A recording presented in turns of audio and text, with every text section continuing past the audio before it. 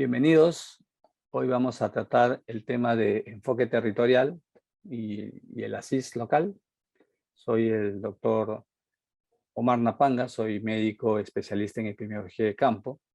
Actualmente ejerzo como ejecutivo adjunto de inteligencia sanitaria del Centro de Prevención y Control de Enfermedades, el CS del Ministerio de Salud. Y bueno, el objetivo es conocer parte de lo que es el enfoque territorial y el desarrollo del análisis de situación de salud local, ¿no? Con esto ustedes van a tener una orientación que les va a permitir desarrollar parte de estos procesos y obviamente afianzar eh, conceptos que les van a ser útil dentro de la gestión eh, local, ¿no? Dentro del enfoque territorial hay conceptos que tenemos que conocer, conceptos básicos, por ejemplo, ¿qué es salud? Ya la OMS en el año 1946 nos definió qué es salud y tenemos esta definición que hasta ahora se usa y ha pasado bastante tiempo, ¿no? Nos dice la OMS que es el estado de completo bienestar físico, mental y social y no solamente la ausencia de enfermedad. Entonces es un concepto bastante amplio y que ha encajado en el tiempo y por ende hasta ahora lo utilizamos. Dentro de los problemas que tienen impacto en salud, o sea, impacto sanitario, ¿no? También tenemos que definir aquí algunas cosas que es un problema, ¿no? El problema es la existencia de algún grado de diferencia entre una realidad percibida y una realidad deseada, es decir, qué es lo que nosotros percibimos y qué es lo que deseamos. Ahí hay una diferencia sustancial. No solamente son las causas de enfermedades o de muertes, sino también todos estos factores que se conocen como determinantes sociales que las pueden estar condicionando y que tienen una relevancia grande según los estudios que nos han demostrado. Bueno, la salud, como ya hemos dicho también, por ende, pues es un estado, ¿no? Es un estado, es un derecho y es una condición fundamental para lograr lo que queremos es o ambicionamos como ser humano, que es la paz y la seguridad. Y por otro lado, la enfermedad y la muerte, ¿no? Son el impacto visible de estas interacciones complejas que se dan entre los diferentes procesos, tanto sociales, ambientales, económicos, entre otros, ¿no? Que tienen como resultado, pues, una diversidad de necesidades o carencias y que se acentúa los individuos o los grupos poblacionales, ¿no? Es decir, puede afectar a un individuo, a un solo poblador, como a una comunidad. Y eso es trascendental porque tenemos aquí una situación en que a veces puede estar muy circunscrito a un grupo de personas o a una gran variedad de personas. Por ejemplo, ahora que estamos en una época pandémica, ¿no? Ya creo que todo el mundo conoce la palabra pandemia. Obviamente ha afectado pues a una gran cantidad de la población. Y el problema pues es entonces la existencia de algún grado de diferencia entre una realidad percibida y una realidad deseada. ¿Qué es lo que nosotros vemos y qué es lo que ambicionamos o deseamos, ¿no? Entonces ahí hay una diferencia grande porque si queremos poner ejemplos de esto, ¿qué es lo que evidenciamos, ¿no? ¿Qué es lo que tenemos a nivel de salud? Las deficiencias que hay y cómo quisiéramos que sea, cómo quisiéramos recibir incluso atención. Ya ustedes han visto también que no solamente son las causas de enfermedades y de muerte, ¿no? Y los determinantes sociales, la pobreza, ¿no? Los servicios básicos, la educación, ¿no? Influyen en la salud. En realidad hay una trilogía que es pobreza, salud, educación, ¿no? Que están muy, muy, muy ligadas y que de una u otra forma permiten pues esta interacción o se sale del problema o se hunde más. Y bueno, el escenario, estos son escenarios que se van dando en salud pública, ¿no? En la lámina pueden observar, ¿no? Cómo se puede configurar estos escenarios que van a tener pues impacto sanitario, ¿no? Vean ustedes, la población en riesgo, definimos riesgo, la probabilidad de que algo ocurra. Si yo salgo corriendo de mi casa con el piso mojado ante un temblor, la probabilidad de que me caiga y me me fracture la cabeza o la cadera es bien alta. Entonces el riesgo es la probabilidad de que algo ocurra. Entonces aquí tenemos varias situaciones, ¿no? La posición socioeconómica, la clase social, noticias tal como nos las pintan ahora en función a los feminicidios, a la agresión a grupos vulnerables, y aquí el género tiene que ver como las mujeres o los niños o los ancianos, ¿no? La etnicidad, que es también una diferencia y que también puede ser causal de problemas y que puede por ende llegar al tema sanitario también. El tema de educación, ¿no? Como parte de la precariedad que a veces se tiene en que la población adquiera un nivel educativo que permita también afrontar mejor las consecuencias socioeconómicas, ¿no? El tema de ocupación, el ingreso, la parte ya financiera, económica, tiene una trascendencia grande.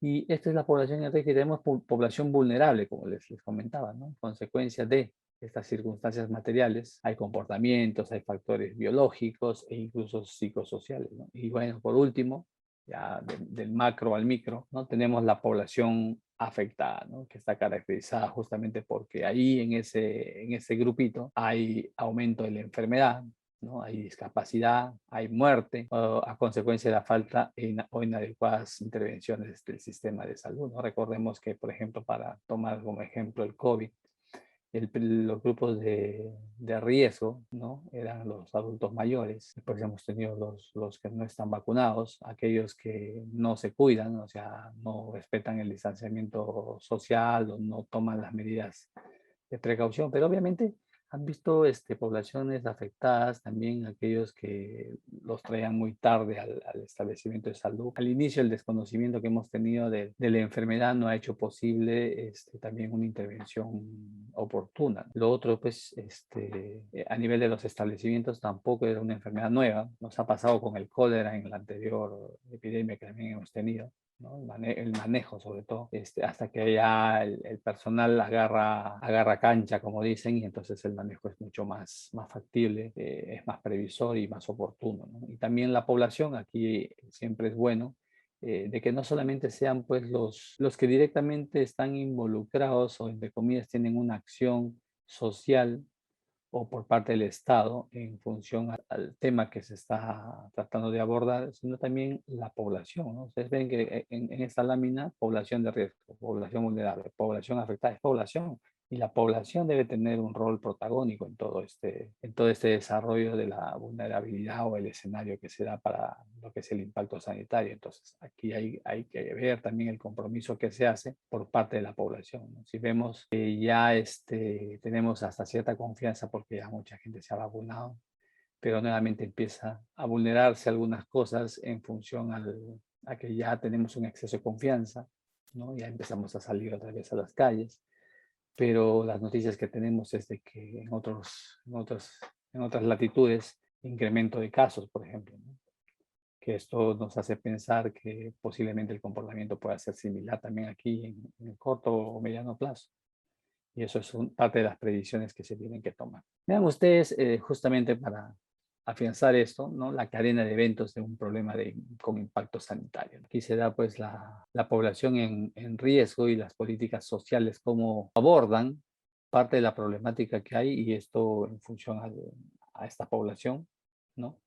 Y entonces hay consecuencias de lo que es la posición socioeconómica, la clase social, el género, la etnicidad, la educación, la ocupación y el ingreso, que realmente las poblaciones en riesgo tienen pues esta trascendencia. Entonces las políticas públicas en favor de la promoción de la salud, por ejemplo, ¿no? Pues, mientras la premisa es que la parte de promoción y prevención tienen una mejor performance antes de que lo que es la parte asistencial curativa, ¿no? O sea, tratar de evitar que el problema ocurra. O esto nos permite incluso minimizar el riesgo de que haya una consecuencia fatal o efectos muy dañinos para la población. Aquí hay tanto en la población vulnerable y en la población afectada, ¿no? Por ejemplo, consecuencias de las circunstancias tanto materiales, los comportamientos que tiene la misma población o los factores biológicos y psicosociales, ¿no? Entonces aquí tenemos que ver la parte de intervenciones también en esta primera fase que vimos, que son la parte de promoción, y aquí detallamos en la población afectada y la vulnerable, ¿no? Las intervenciones en prevención, diagnóstico o recuperación brindados por el sistema sanitario. Es lo que llamamos tipos de acciones que se van a dar y ustedes pueden ver en el lado derecho de la pantalla, ¿no? Cuáles son en realidad a corto plazo y la población vulnerable son consecuencias inmediatas prácticamente, ¿no? Después tenemos ya la parte a mediano plazo y que se da a nivel de la población de riesgo. Y ya a largo plazo están pues los objetivos que se da el Estado, las políticas que han determinado. Y esto obviamente van a tener un marco en el cual en función a toda esta problemática que se da, obviamente se puedan aportar. Por ejemplo, hay situaciones en las cuales nosotros como país tenemos vulnerabilidad. Nos ha caído esto del tema del COVID, que es un evento mundial, pero eventos cíclicos siempre tenemos, ¿no? Fenómeno del niño para ver tema de desastre. Tenemos lo que es malaria, dengue, toda esta parte en la parte norte y en la selva, ¿no? O sea, hay escenarios epidemiológicos muy definidos, muy conocidos y que deberían ameritar una intervención incluso ya regular, ¿no? Para tratar de paliar un poco los efectos que se dan. Pensando mucho en esto que estamos viendo acá, ¿no? Los efectos de lo que es la prevención y la promoción. Y aquí obviamente entra a tallar también estos términos que son la equidad, la desigualdad o la inequidad en salud, ¿no? La equidad es asegurar que todos los que no han tenido oportunidad la tengan. La desigualdad en salud son diferencias que son en realidad producto de las variaciones biológicas naturales o resultado de conductas dañinas, ¿no? Que adoptadas en realidad por libre decisión o de adopción de ventajas transitorias, ¿no? En salud en un grupo de individuos, siempre que el resto de los grupos también tengan los medios para hacerlo. Entonces ahí hay desigualdades, ¿no? La inequidad en salud es en realidad producto de su desventaja social o posición relativa en la jerarquía social. Acuérdense que el determinante social más importante es el factor socioeconómico, ¿no? O sea, el estatus socioeconómico, el poder adquisitivo. En realidad marca, es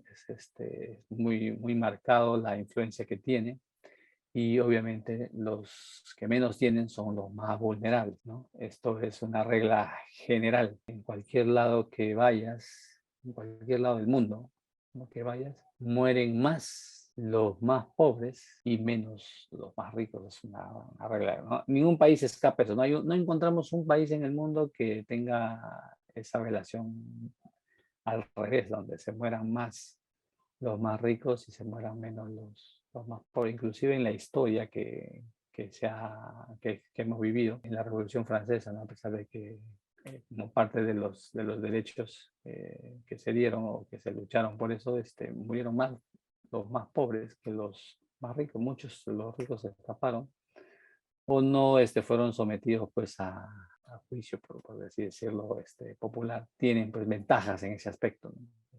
El factor económico es trascendental para para marcar lo que son las inequidades en salud. Inequidades en general y en salud humana. La vulnerabilidad social, ¿no? Es el resultado de los impactos que son provocados por el patrón de desarrollo vigente que se da.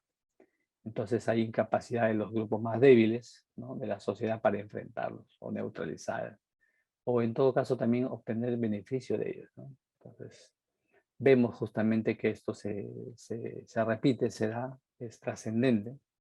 Y aquí pues podemos suponer la exposición de una comunidad a tres tipos de eventos, ¿no?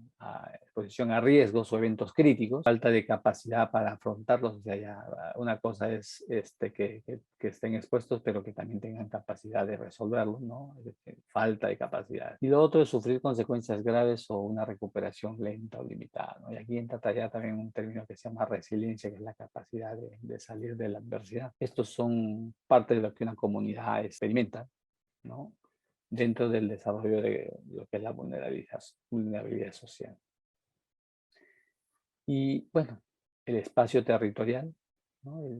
En un sistema que reúne la sociedad y el medio, relaciones sociales, ¿no? Pueden ser verticales entre sociedades y medios físicos, o horizontales, como la organización económica, política, demográfica, etc., ¿no? En realidad se arman se van armando en estos espacios territoriales corredores sociales, donde la gente interactúa. El ser humano es un ser social, ¿no? Tenemos esta conducta, la necesidad de ser social, de socializar con otros de nuestra misma especie. Y esto ha formado, pues, ha llevado a que el ser humano sea la especie predominante en el planeta, ¿no?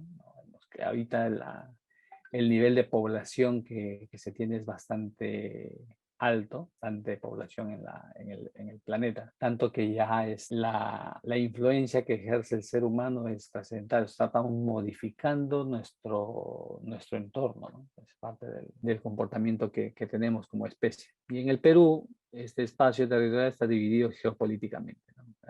Recordemos esto, es básico desde el colegio incluso, ¿no? Que son departamentos, provincias, distritos. Ahora están bajo lo que es la administración de gobiernos regionales. ¿Se acuerdan que se dio esto con el tema de la descentralización?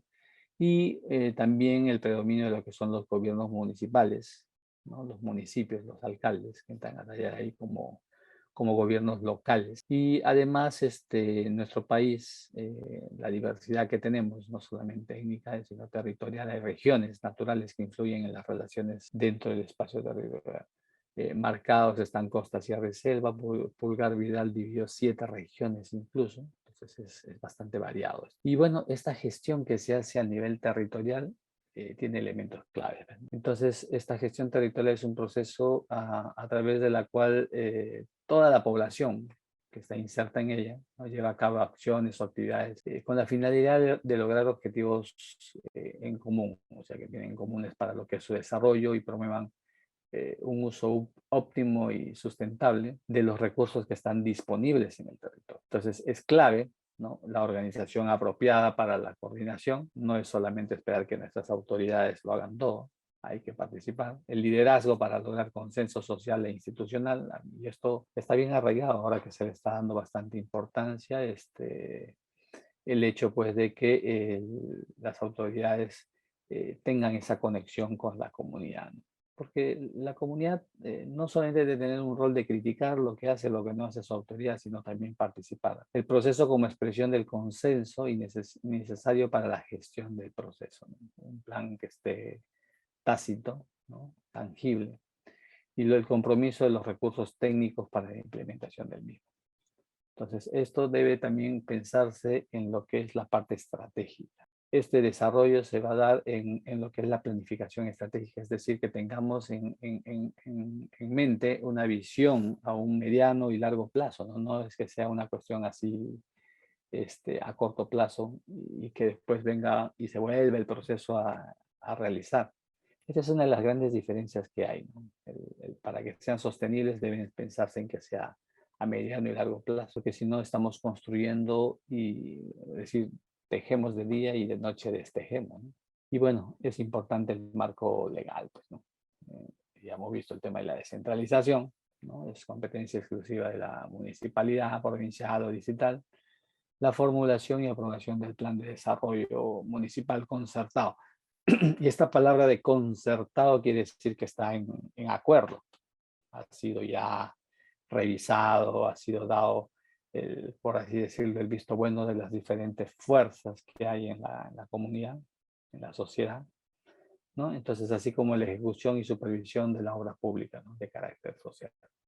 Entonces, las municipalidades provinciales o distritales gestionan la atención primaria de la salud. Esto es importante porque en realidad es la base de la pirámide sanitaria, ¿no? La atención primaria de la salud es una de las columnas que tiene lo que es la parte de atención sanitaria, ¿no? Esto se va complejizando conforme van encontrándose patologías más complejas y por ende los establecimientos se van haciendo más complejos, ¿no? Hasta que llega a los niveles más altos como los institutos o los hospitales nacionales donde ya deberían estar atendiendo pues patología de especialidad o compleja que no se pueden resolver en otros niveles. Y vean ustedes acá en el marco de lo que es la gestión de políticas públicas, ¿no? Es importante esto, no solamente la necesidad humana tangible, ¿no? Hay que ver lo que es el análisis integral del mismo, hay que diseñarlas. Esto pues se ve lo que son las oportunidades y restricciones sociales, políticas y económicas. Eso también es el escenario, aunque no lo crean, el escenario político tiene trascendencia, ¿no? Ahorita es más que marcado cuánta influencia tiene la parte política en las diferentes acciones que se dan. Y esto también suele tener trascendencia porque según esa influencia, muchas cosas pueden ser viables y otras no. Pues la continuidad del mismo debe estar enmarcado también en esto. La negociación, el liderazgo, ¿no? La política pública en sí, y lo que es la capacidad del gasto eficiente. Esto es necesario. Cuando se implementó la descentralización, el objetivo era de que, bueno, se descentralizó, es decir, antes estaba todo centralizado y acá se mandaban los presupuestos a las regiones a nivel central. Después, con la descentralización, se han descentralizado los presupuestos y tenían la capacidad. Pero al inicio era complicado porque los gobiernos regionales no podían gastar el dinero que se les mandaba y lo devolvían, revertían una gran cantidad. Después se logró hacer que se gasten, pero cuando se empezó a evaluar el gasto, se gastaba en lo que no se debía. Entonces ahí entra a tallar otro indicador que es la calidad del gasto, ¿no? Entonces se debe gastar en lo que se tiene que gastar. Y esto pues ha trascendido porque muchas de las las obras públicas deben tener trascendencia básicamente en dos sectores principalmente, ¿no? Lo que es educación y lo que es salud. Si le va a dar réditos o beneficio a estos dos sectores, muy viable. Por ejemplo, los servicios básicos de agua y desagüe, ¿no?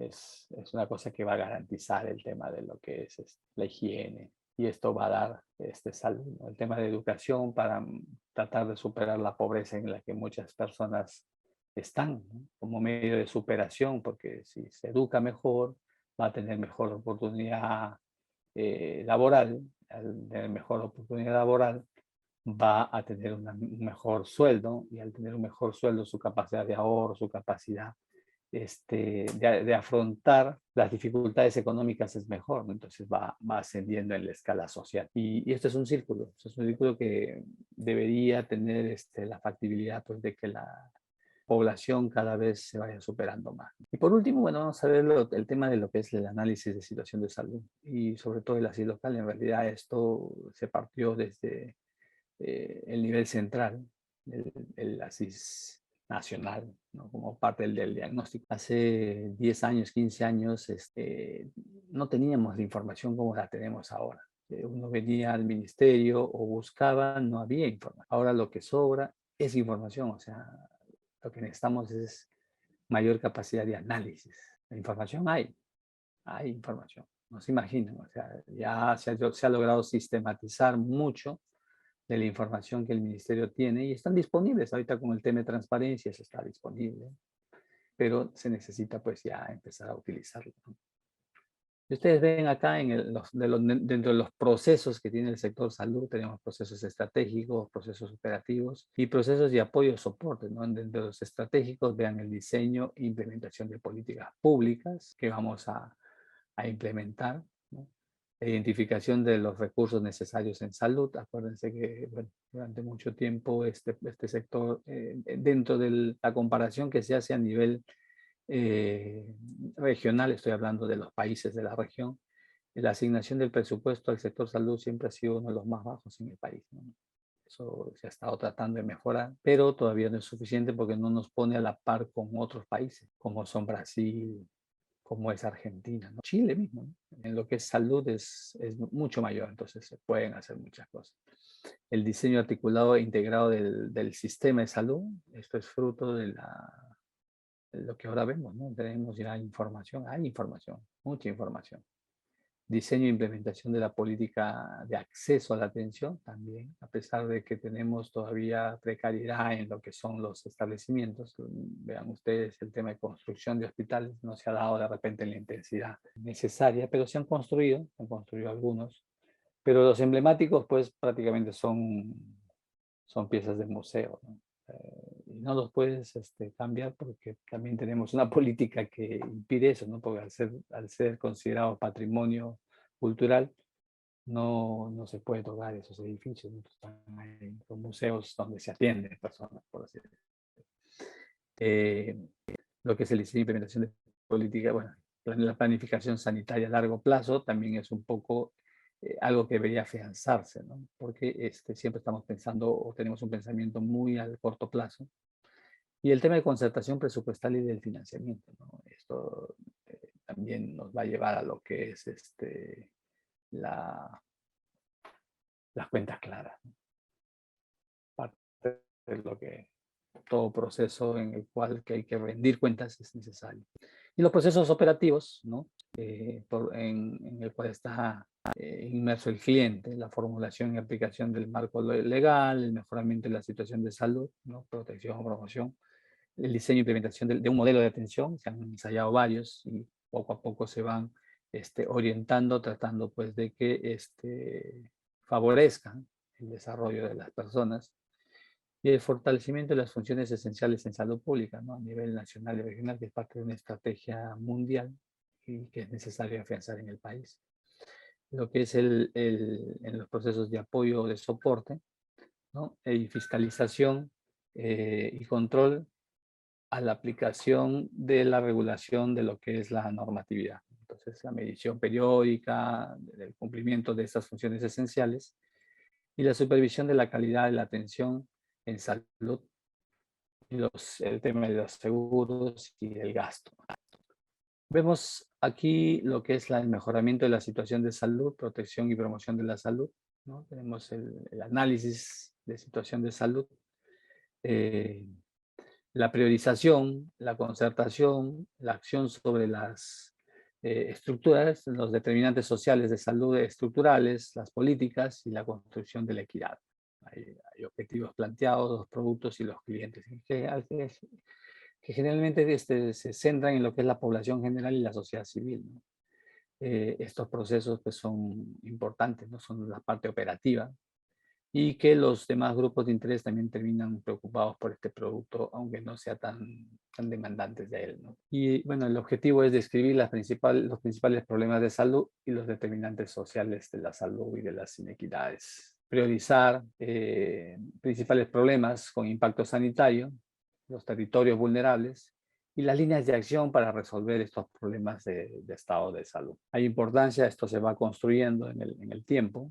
Vean ustedes, ¿no? La comunidad de actores sociales, el equipo de salud, el equipo de gestión, que es la parte estratégica, y el decisor político, que es la figura en realidad, ¿no? Pero que tiene que estar articulado y debe haber concertación en todos estos niveles. Y el enfoque de la CIS en el local se hace más fácil ajustar los planes a las personas, ¿no? Utilizando los conocimientos y las contribuciones con los actores sociales de la comunidad, ¿no? Debe ser participativo, la gente tiene que intervenir, tiene que participar, tiene que conocer y hay que ver los diferentes enfoques, ¿no? Sociales, culturales, porque es parte del quehacer en la comunidad. Comunitario, ¿no? Los individuos y familias asumen una responsabilidad de esto por su salud ante la comunidad y su bienestar. Y la parte social, obviamente, ¿no? Es que se van a identificar problemas, necesidades y se van a formular y negociar propuestas para solucionarlo, ¿no? Es un poco la idea. Esto es parte del proceso de elaboración, hay todo un proceso también bastante exhaustivo, ¿no? Ya hemos visto esta parte de lo que es las características geográficas, las características demográficas, cómo es la organización social, los determinantes sociales, tanto estructurales, intermediarios, la característica de vivienda, educativas, trabajo, las socioculturales, el mismo sistema de salud, ¿no? Y lo que es, por último, la morbilidad y mortalidad. Y estos pues van a definir lo que son los análisis del entorno, la priorización de los problemas con impacto sanitario y lo que son las propuestas de línea de acción para ser resueltos, ¿no? Los problemas que tienen impacto sanitario y que sean priorizados. Van de lo que es la comunidad, la parte local. Tiene sus limitaciones, ¿no? Vean ustedes las clásicas de siempre, alta rotación de los equipos técnicos, la medición periódica a veces de los indicadores por debajo del nivel distrital es un poco difícil también. Las provincias y distritos presentan un gran nivel de variación en el número de habitantes. Esto de lo que son las poblaciones golondrinas, afán de crear distritos ha llevado también a esto, ¿no? Territorios dormitorio, hay gente que trabaja en un sitio, vive en otro, hay un éxodo, hay una migración transitoria, por así decirlo, ¿no? Que hace que esto es como un corredor social. La presencia de violencia social y actividades delictivas organizadas, como estamos viviendo ahora, lo heterogéneo que puede ser la población, y esto pues también lleva a roces, ¿no? Y hay dificultad para visualizar poblaciones especiales, incluso, ¿no? Si están ocultas ahí.